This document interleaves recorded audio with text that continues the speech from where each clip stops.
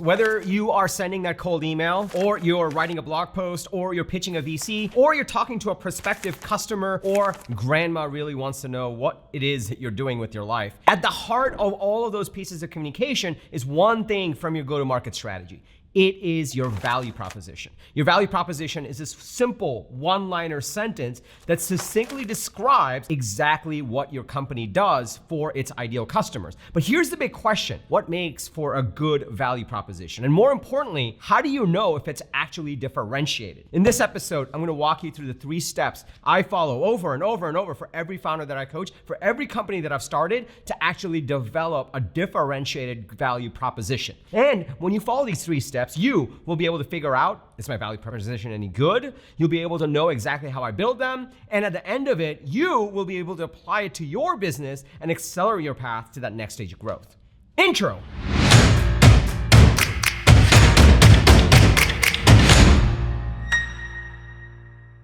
What's up, everybody? Welcome to Unstoppable. I'm TK, and on this channel, I help SaaS founders like you grow your businesses faster with an unstoppable strategy. Now, if you're new to this channel, welcome. I drop an episode every single Sunday with actionable strategies and tactics from the trenches on how to grow your SaaS business faster. So if you're new, be sure to hit that subscribe button and that bell icon. That way you'll get notified every single time I drop an episode with the TK energy. Now, if you're a part of this community, if you're already part of my SaaS go-to-market coaching programs, my people, welcome back.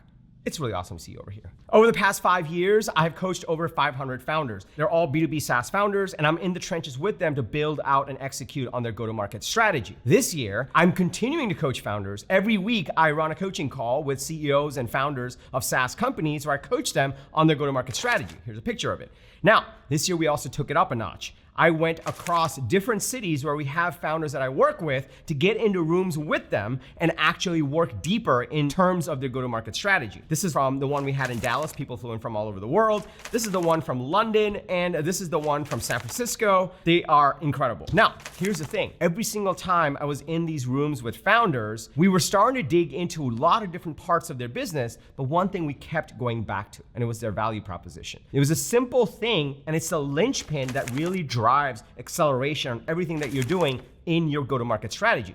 So in this episode, I'm gonna walk you through the 3 steps that I follow whenever I'm coaching founders, when I'm working on businesses of my own, to actually build out a differentiated go-to-market strategy. When you watch till the step number 3, you will actually have a value proposition, and then I'll teach you how to actually stress test it to know if it's actually differentiated or not. And if you're really curious what these workshops are like, we collected some amazing testimonials. So at the end of this, if you watch all the way till the end, all the way, we'll show you some clips of people and what they talked about when they were at these workshops. So if you're excited to dig into principle number 1, step number 1, go ahead and smash that like button for the YouTube algorithm. Let's dig right into it. Step number 1, principle number 1 that you absolutely need to know when you're building out your value proposition is to know that you need to know the difference between the thing and the thing about the thing. Let me explain. This is a common phrase that goes through your customers' minds. I use the thing. The thing is your software, so that I can get blank. And that's the thing about the thing. That's the ultimate result. A lot of times when we're building our companies, when we're building our products, sometimes, we're engineers and we built these amazing products. They're our babies. We forget that not everyone is as in love with the software as we are. Everyone doesn't wake up in the morning, believe it or not, thinking, I need to go buy some more software. What they care about is actually the ultimate result. If you have customers that are paying you and not churning, if you're scaling your company, if you're starting to get the initial revenues, regardless of where you are, at the end of the day, there's a reason people are using your software. It's not because your software is amazing, and I'm sure it is. More important than that is the fact that they're getting a certain result from it. I call this the ultimate result. And I also refer to it as the thing about the thing. The software is the thing. The ultimate result is the thing about the thing. And what you have to first really understand is what is the ultimate result my software is really delivering for all these customers that I have, or all these customers that I hope to have. A lot of times when people are crafting their value propositions, they forget that people actually just care about the result, not their software. So create crazy, cringe-worthy value propositions. Like our revolutionary AI software product finds a way to actually help you drive growth for your business. And it's like, okay, there's something there, but I really don't know what any of that means. And it's so generic, I don't even know what the result is. Like, obviously everyone wants to drive growth, but is it differentiated? And so right now you're probably already thinking like, oh my God, I gotta change my website. That's literally what it says on my homepage. But don't worry, I have a framework that you can follow to actually develop your value proposition. But the first thing you really need to understand and ask yourself is, okay, what is the ultimate result that my customers actually want and desire and that we can actually deliver on in a differentiated way? That's the bar. That's what you need to rise above the noise that exists in software today. Once you understand the difference between the thing and the thing about the thing, and you know what the ultimate result you're delivering is, then comes step number 2. And this is super simple. What you want to do is take an index card. I order these off of Amazon. They're really awesome.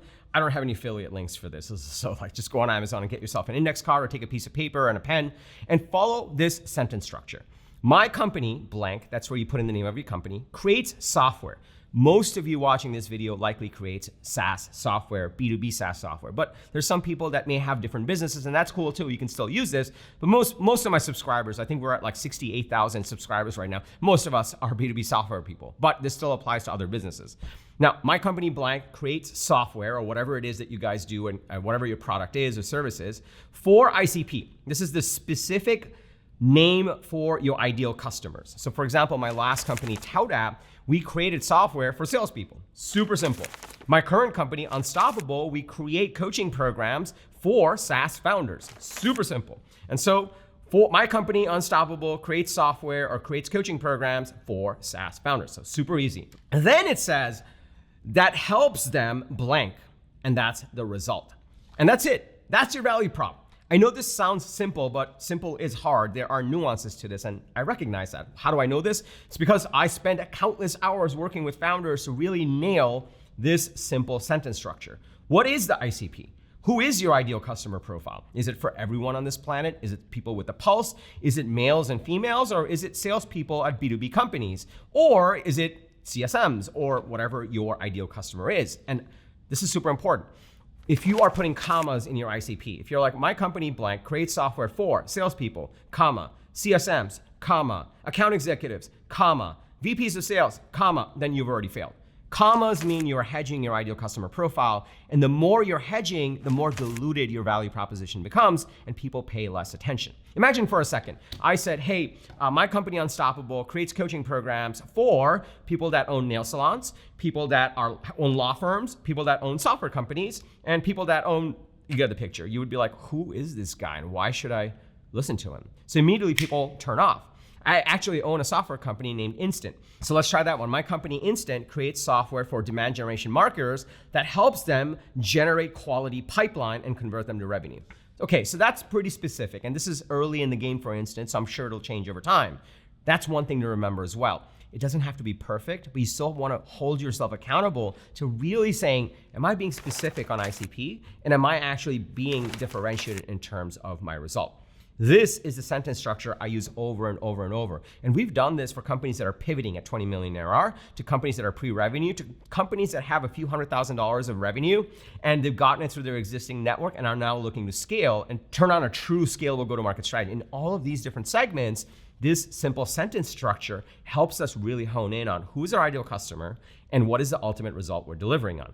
And this, once you nail this, every cold email that you send, every ad that you run, every manifesto that you put out there, every post that you do, anything that you're doing, your homepage becomes a lot clearer of what the result is and why people should care about you. Now, let's just say you wrote some stuff down. You now have a better value proposition. You might be wondering, well, how do I know if it's any good? And how do I know if it's differentiated? That's what step number 3 is. Before I go into that, let me just pause here for a second. Are you starting to see the power in this? One of the biggest reasons I do this channel, the biggest thing I learned as a founder and the biggest reason I do Unstoppable now is a lot of folks jump to execution. They run those ads, they fork over the money, they send 10,000 emails, and then they hear crickets. They don't really know what's going on. And the reason for that is they skip to execution, they don't get the strategy right. A proper go-to-market strategy has an ideal customer profile. It has proper messaging, even starting with a value proposition. And then it has a set of consistent execution to bring that message to your ICP on a consistent basis. But folks that skip over the strategy part, including creating a proper value proposition, end up wasting months building the wrong product, spending money, and not getting revenue results. And that's why this is so powerful. If you're starting to see the power in this, if you're starting to see exactly why the value proposition is so important, and while it may be a simple framework, there are nuances to getting it right, and you want to iterate on it. If you're starting to see the power in this, can I just get a yes in the comments below? And also smash that like button for the YouTube algorithm. It just loves it when you do that. Also, if you're in the stage where you're building out your go-to-market strategy, I recommend you grab a complimentary copy. It's completely free of my 5-point SaaS growth strategy guide. You don't have to go anywhere right now. I will link to it below, and I will also tell you more about it at the end of this episode. But let's go to step number 3, principle number 3, which teaches you how to differentiate your value prop and how to stress test if your value prop is actually differentiated. Because let's be honest, you can go to your grandma or you can go to your favorite customer and tell them what you do, and they might say, yeah, dude, totally, that's awesome, but you're not really gonna know. And you'll have to go test it in the market. But before you do that, I figured out a quick way that I can coach founders on to actually litmus test if it's any good. Step number 3 is I want you to actually take your company name in your value prop. So this is your value prop. My company blank creates software for ICP that helps them result, right? Like, so I want you to take your sentence and I want you to replace your company name for a big company name. So for example, replace your company name with Apple Computer, or replace it with Nike, or replace it with Salesforce, or replace it with Google. So replace your company name with one of these big company names.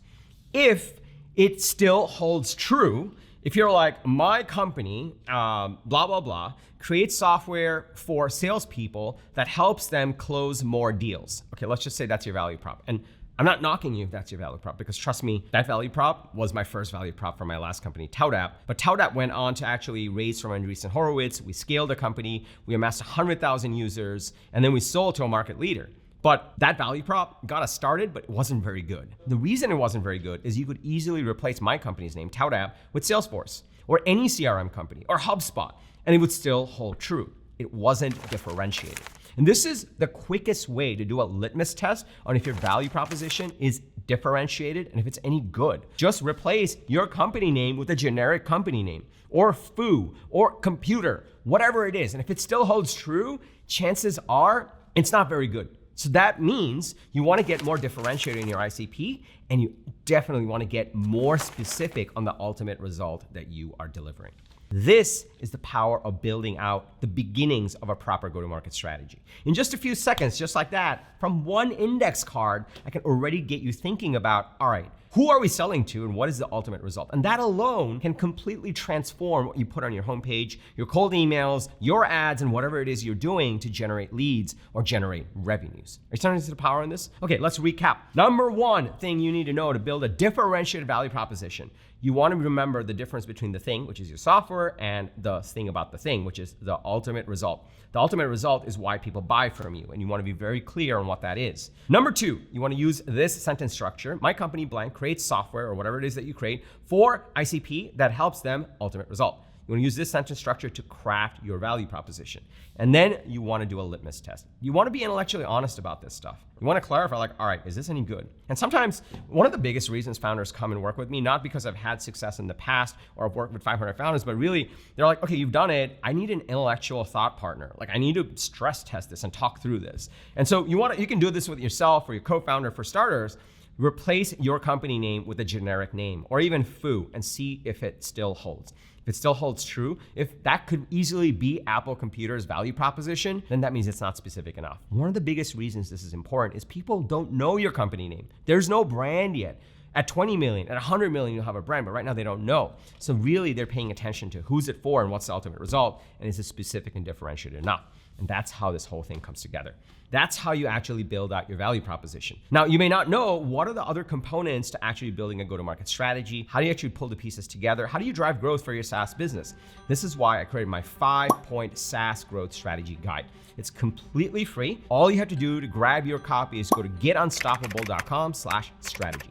getunstoppable.com/strategy. I'll also link to it below. If you got value from this video, please smash that like button for the YouTube algorithm. It just loves it when you do that. Also, I drop an episode every single Sunday with actionable strategies and tactics from the trenches on how to grow your SaaS business faster. The reason I say trenches is because I've actually done this, and then I've coached 500 founders over the last 5 years. Most coaches don't even last this long to actually deliver success for them using these principles. And now I'm actually applying my own principles to scale 2 software companies. I'm in the trenches with you. And that's why I share these videos with you, because I'm dealing with some of this at multiple companies across different scales, and I bring the learnings to you. So that's what I mean by from the trenches. And that's important to me. There's so much crazy advice out there, and I don't want founders wasting their time. So if you got value from this video, please smash that like button for the YouTube algorithm if you haven't done so already. If you have a fellow co-founder or founder that will get value from this, or a team member, please share this video with them. We want to help as many founders as possible build incredible software companies. If you're part of a WhatsApp group or Slack group that will get value from this, please share it over there as well. I do drop an episode every Sunday from the trenches, so be sure to hit the subscribe button and that bell icon, that way you'll get notified every single time I drop an episode. And as promised, I'm going to show you some clips from our last immersive, Go-to-Market Immersive. In my Go-to-Market program, I coach folks every week. They get training, they get my coaching, but also I bring them together in key cities. So here's some testimonials that we got. They're quick clips, but some of our favorite parts. And if you watch till the end, I usually don't give testimonials, but somehow the videographer pulled me aside and asked me questions, and something crazy happened. So you can watch till the end and see exactly what happened. The things he teaches you are just principles that have been proven. TK clearly is dedicated to having a deep understanding of what makes success. I think that the value that coming into the program gives is far more than what you pay for it. So the value of this is, you cannot estimate the value of something like this, right? So that's the value of the network TK is building and the workshops that TK is building. And you can't get this with other programs, or I haven't seen. We're not alone. These challenges that lots of business owners have, and we all need to solve them in our own way. But they are achievable and they are solvable. They just need thought and attention. And TK is great at helping us bring that attention to the surface. I think what I found and what I was happy to find is something that's fundamentally a bit more mechanical than some of the other things I might have tried in the past. And that's super reassuring, right? Like what you want in something like a go-to-market program, I think, is the nuts and bolts that executed will produce a result. TK explains things in a really simple way, practical way, easy to understand, gives you practical steps to follow, and it's easy to get distracted. So coming back to the TK program time and time again, staying on track, having regular catch-ups with him and attending his weekly webinars, it just really keeps you focused. Being around other entrepreneurs gives you a lot of inspiration.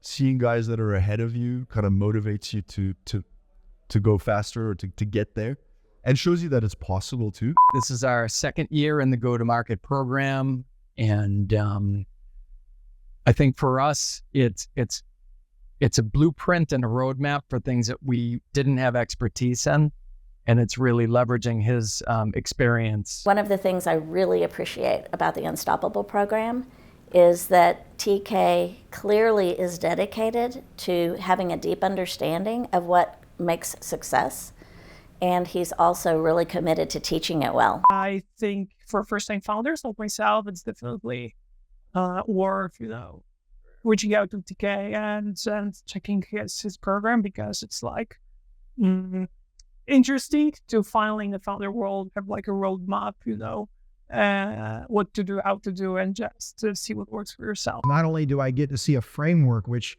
is clear and he brings, but I get to also bounce that idea off of others that have either been through it or are going through it, and hear that collective knowledge and wisdom. Yeah, that's very powerful. That's a big deal to me. I wish I had this program 10 years ago. And being very honest, this would have been an awesome way to focus and establish kind of what we're doing now. For a long time, I was under the impression like sales and marketing happens through luck or some kind of being a right time, right place.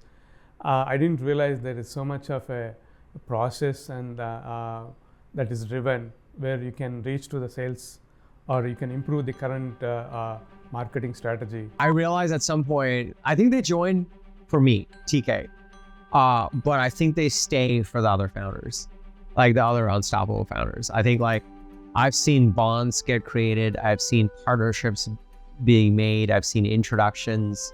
I've seen founders helping each other. They'll hear me say something, but they'll gravitate towards this other founder. Yeah, I did this thing in the program and it crushed it. And they'll want to hear from that person. So it's true. The reason I started this is because I wish this existed when I was a founder, and I'm still a founder, and it's cool to see other people getting value from it. So it's really cool. I think the community is like, emotional in its things.